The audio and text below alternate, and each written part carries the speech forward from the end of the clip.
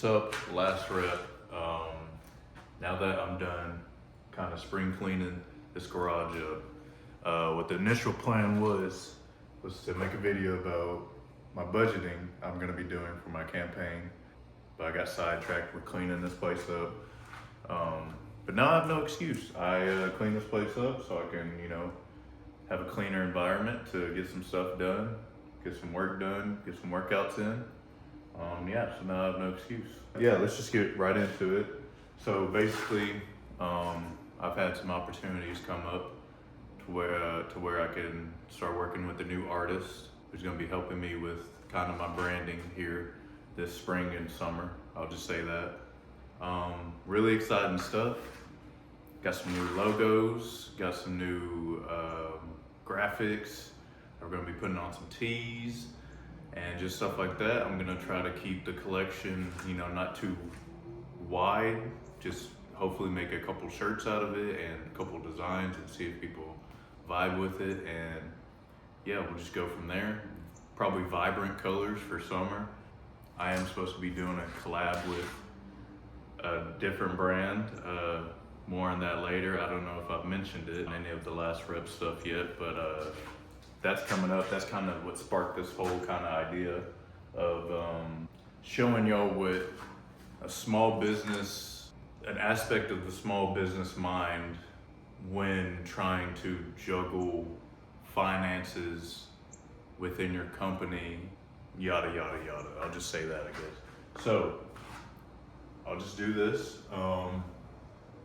So for this new collection, let's say for instance, all these numbers are not gonna be 100% accurate. An example on what is kind of gonna go through my mind for this campaign / new drop collection.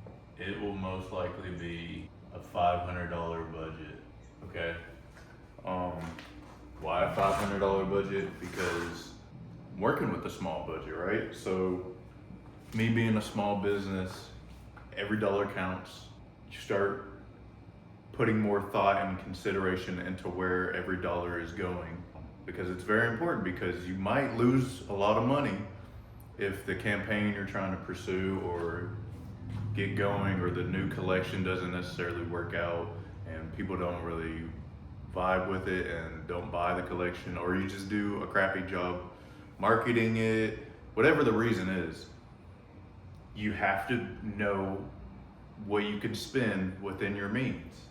This is a pretty on par on what I could kind of play with. I was honest about, how much money I've made these past 5 years. So take with that what you will. This is what I'm working with. Okay, so that being said, a $500 budget. I'm probably gonna try to expand this into at least early summer, mid-summer, as kind of like a half spring, half summer drop, because again, not a big company, can't just constantly be putting out new collections and have the money to do that. I'm not generating enough revenue to do that. Where's this $500 budget gonna go? Inventory. I hope I'm spelling everything right in this video, because I'm gonna be really sad if I come back and there's just a word on here that's misspelled this whole time. Inventory. But this also brings kind of a crossroads for what I've been transitioning into, the made to order conversation. So if you don't know what made to order is, it's essentially you have none of the inventory, you have bought none of the inventory yet. You kind of just put up a sample, a mock image, whatever you're selling up on your website, whatever. You take pre-orders, and you take whatever orders you get and you tell your manufacturer or your designer, whoever's doing your shirts, I need this many shirts, and then they go and make it, and then you finally get it. Like, it's a process, and depending on who you're working with, how big of a company you're working with, if you do the made to order route, that customer could have bought that product and be waiting 3 to 4 weeks, even past a month, getting that product. Now, if you put in the description of the product, hey, this is gonna take 2 to 3 weeks, depending on whatever, then that still gives the customer, a good timeline on when they're gonna get their order, what they bought.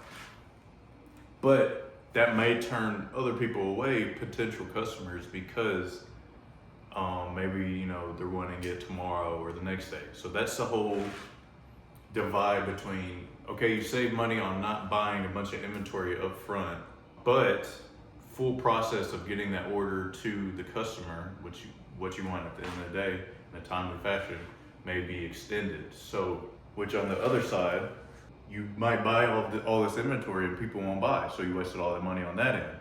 So yeah, it's just what's right for your business, I'll just say that. And I've been kind of doing both. Just the Bluey shirts, the Air Bluey, if you don't know, IVDD awareness. Bluey shirts we did for the dog park tournament. I bought those all up front. Now, whenever somebody buys one of those shirts, I can just send it out the very same day. Anyways, we'll make it easy. We'll do $200, and let's just say it's $10 a shirt. $10 a shirt, and that's just to, you know, have it made. Whatever your person who does your shirts charge you their labor fee. $10 a shirt. At the end of the day, that's what you paid for that shirt to go sell. That gives me 20 shirts then. So 20 shirts. Now, I'm not gonna obviously sell those shirts at $10 because I wouldn't make any money. So that's hoping I buy each shirt for $10 and I buy 20 shirts.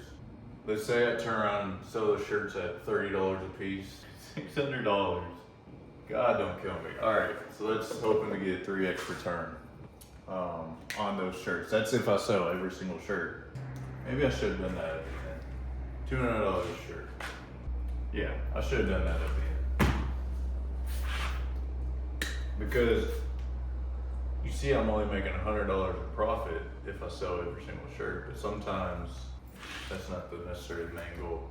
Okay, so if I spent $200 on inventory, I have $300 left, right? So now you think about marketing. How am I going to essentially get the word out about this new collection that I'm dropping? And it could be marketing, I'll just say promotional materials. That obviously costs money. Only marketing I can think of right now, because I feel like I'm just gonna have a lot of organic opportunities to market it. I don't necessarily have to spend so much, I feel like, on marketing this new drop, because I feel like when I say organic, to put the word out of the collection, I'm hoping to do like some volleyball tournaments. I'm hoping to do get some videos out of just me doing the video about the budget, or videoing just different type of material for the collection itself, whether it's, you know, video me trying on the shirt, whatever. I feel like I'm gonna have a lot of organic opportunities, so I wouldn't necessarily have to spend so much on a Facebook campaign or Instagram campaign, whatever. So I'll just say like $100 probably, a campaign that lasts for like the month. So it brings it down to 300. And then I would want to do, like, we've been talking about doing some stickers and stuff that I think would be pretty cool to hand out at the tournament, you know, for people to put on their water bottles, whatever. So I would spend, I don't know, another $50. Boost. Oh my gosh, I can't spell for shit. Put boots. So I got $150 left. You see how quickly this money can go when you're working with a small budget. It's very important that you really consider where you're putting your money at, because again, the margins could be small too, where you're not getting that much money back on the money you're putting into the business.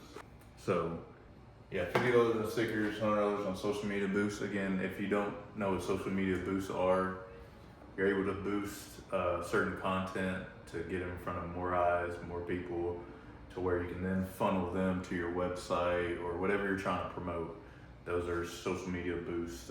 You do it on Facebook, Instagram, TikTok lets you do it, YouTube lets you do it. It can get kind of pricey because you're competing with so many other advertisers on these social media platforms, to where your dollar won't stretch as far as you know, the $1 million company that's pumping hundreds and thousands of dollars into those posts. So yeah, inventory, marketing, and materials. And what else? If I have $150 left, what would I do with it? It's where, you know, it gets tricky. It's like, okay, well, if I have this budget, you don't necessarily have to spend your whole budget. It's coming up with other ideas where you'll have a decent ROI. Yeah, if I come up with something else, I'll put it up there. But for right now, we still have $150 to spend. So that's cool. So now I want to bring y'all to the cool part, the fun part, what we all care about part. I'll make this black, is the funnel, right? What's the point of this campaign? Funnel whatever traffic you can get, whatever hype you can get around this new collection to people actually buying the collections. How do we get everybody to put eyes on the new collection? I'm gonna name this campaign. You know, name could be later. I'll just say, it's so boring, but spring, summer. So yeah, how do we get more customers? How do we get more eyes, more traffic onto the new collection and campaign? So you kind of want to take what you have over here and then you add in some other stuff, like I say organic content. I'm meaning, you know, you're putting essentially no money into the content you're creating, i.e. Spending money on social media boosts. You're just creating it, hoping it's catchy enough to be put in front of people's eyes based off the algorithm, blah, blah, blah, kind of boring stuff. Organic content. Now, what kind of organic content I would do for a new collection and kind of a collection leaning towards, off the top of my head, a photo shoot. That's a good organically made video. You can get pictures out of it. You can get a couple videos out of that. You could kind of, you know, depending on if you have people helping you out with your video shoot, photo shoot, you can behind the scenes with it. That's more content. It's different stuff that can go into doing this. You could work out, because I have a fitness brand. You could work out with the new stuff on, do a vlog type thing, stuff like that. You get what I'm saying. Y'all get what I'm saying. This isn't like one of those type videos. It's really just where am I gonna put my money? Organic content. So we have that funneling into the new collection. We have, okay, pop-ups where, okay, I'm going to gyms, I'm going to farmers markets, I'm going to streetwear markets, whatever I'm doing, I'm setting up and I'm just word of mouth, you know, if you happen to walk by and something catches your eye, that's how we get the word out, pop-ups. Me in particularly, I'm hoping to do some volleyball tournaments this summer, so look out for that. I'm not leaning towards volleyball clothing per se for Last Rep. I play so much volleyball. I love volleyball so much. I feel like I have to have like a collection for Last Rep, because volleyball and fitness, it's the same demographics in a way. Boosted posts, I'm gonna put in there. Depending on if you know how to create what you're gonna boost and what eyes you wanna get it in front of and the hashtags you use and all that, that can turn into something really beneficial. People really vibe with it, and you can even take the organic content. So cool about this, you see a video popping off organically, you say, okay, well, let me just put that in front of more eyes, because people are obviously and liking it, enjoying it, staying to watch what you're putting in front of them. So that's, you can kind of go back and forth with those two. BTS, I'll throw BTS on there behind the scenes. I didn't really clarify. It's just to remind me of like what I would need to do. Photo shoots and video shoots. Influencers, yay! Influencers. Love them or hate them, we know them. Influencers, small or big time. It's important. As a small business, you're not gonna have all the connections, right? You're not gonna have all the influence to start off with. You're not gonna have millions of followers on your own Instagram. You're building this thing up, right? So it's important that you make some friends, or you just happen to have that friend, I don't know, blow up doing whatever they're doing. It's all about connections, right? I'll just say that. If they're even remotely close in as far as the same demographics, same people who kind of already mess with your brand itself, Last Rep being a fitness, apparel, healthy lifestyle brand, it'd be good for me to go find people who are popping off on Instagram or YouTube or whatever it might be, who share the same interests as me, and who have an audience that share the same interests as me and my audience. Small or big, it doesn't matter. If you have the means, if you have the bartering power, you don't have to necessarily pay these influencers. I don't even know what the going rate for influencers. A lot of them accept just free stuff, but if they're big enough, they ask for money too, but whatever. You could just give them free gear. You can give them free clothes. If you're a clothing brand, give them free clothes, because you want them to wear it. You want them to hopefully like it, so then they go and share it with their audience, and they're wearing the best part about it. If you genuinely find an influencer or your friend that messes with your clothes, they like it, they wear it all the time, they just naturally are in your brand all the time. That's the best part about it. If it's an honest, like, I just like this brand because I like it, like I would buy it even if they didn't give me free stuff. That would be the best relationship. Sometimes you just gotta pay them or just give them free stuff. Do that, because it's important that you grow your audience through other audiences or people who just haven't discovered you yet. Whew.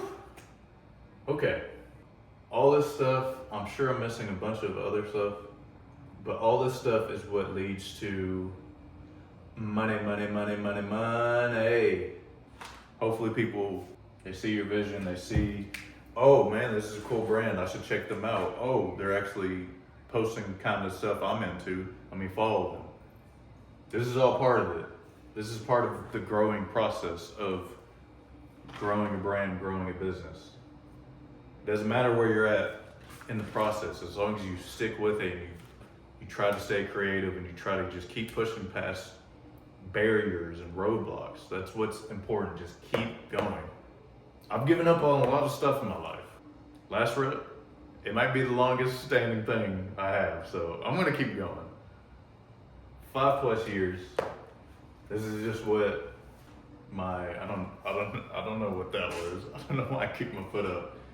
This is just this was honestly, I thought, just be a cool video to put out and explain for my nerds out there who are into this kind of stuff, not just the pretty stuff you see with Last Rep with all the clothes, the kind of nerdy number stuff. This is, in a nutshell, a very dumbed down version of how do we make money. I raced this earlier because I put that selling 20 shirts at $30 would only bring me $600. So now you might be asking, Brock, if what you're saying is right, you gotta go and do all that stuff. Not to mention, I didn't even mention, luckily, again, this, not necessarily an influencer, but a friend of mine who approached me about doing this new collection. She did all these designs for me, and in return, she wanted nothing. But I like to take care of people who are taking time out of their day to help out anything with Last Rep. So I gave her free clothes in exchange. A lot of the time, you don't have to pay people to help you out. People are small time just like you, they understand, or they just like you genuinely as a person. Yeah, I don't know where I was going with that. Yeah, not spending money on a graphic designer. They cost money. You might be asking, Brock, you sell all the shirts, make it $600. You might be like, Brock, you did all that work. You did all that stuff. You put the money here, here, here, and you spent $500 to only get $600? You only made $100? Yes, that's exactly right. But that's just for this example, because I might charge $35. I'm not necessarily hoping to make only $100 off a $500 budget, but it's just an example. So this actually turned into a longer video than I thought. I'm hoping I'm not missing anything, because I swear I wanted to touch on something and I can't remember. Small business, this is just, I mean, I don't know if this is financial, this is not financial advice at all. Let me just put that out there. This is just my experience and what I think I can do with my small budget. And also, I just remembered we still had $150 to spend, because I couldn't remember for the life of me what else I wanted to spend on it. But let's just say I want to expand on the materials I'm using to further, you know, boost my brand. That could be another $50 on, I'll go get it real quick, because actually I need to do this. Packaging. Packaging. God, please don't make fun of me. Another $50 on packaging, because when you're shipping orders out, let's see if I can find one real quick.